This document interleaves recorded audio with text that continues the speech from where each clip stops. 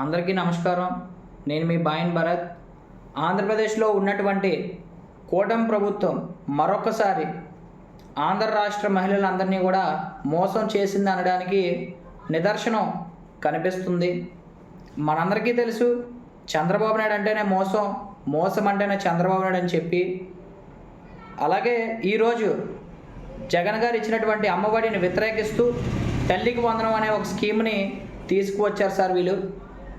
మరి చంద్రబాబు నాయుడు గారు ఒక స్టేజ్ మీటింగ్లో చేసినటువంటి వాగ్దానాలు ఏమిటి అంటే, తల్లి ఒకరుంటే 15,000, ఇద్దరుంటే 30,000, ముగ్గురుంటే 45,000, నలుగురుంటే 60,000, ఐదుగురినైనా కనండి నేను 70,000 ఇచ్చి మీ పిల్లల్ని నేను చదివించే బాధ్యత నేను తీసుకుంటాను.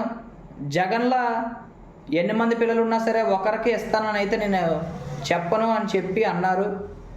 మరి ఈరోజు జియో ప్రకారంగా గవర్నమెంట్ స్కూల్లో చదివిన వాళ్ళకి మాత్రమే ఇస్తామని కానీ, లేకపోతే వైట్ రేషన్ కార్డు ఉంటే ఇస్తామని చెప్పడం కానీ, లేకపోతే ఒక తల్లికి ఒక అకౌంట్కి మాత్రమే 15,000 ఇస్తామని కానీ ముందంతా ఎందుకు చెప్పలేదు?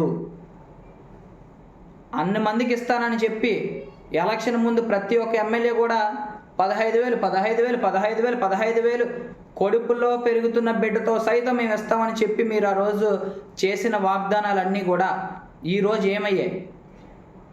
అలాగే మీరు ప్రతి ఒక్క తల్లిని కూడా మోసం చేశారు చంద్రబాబు గారు. ఇది ఎలా ఉందంటే, తల్లి పాలు తాగి తల్లి రొమ్మునే గుద్దినట్టు ఉంది.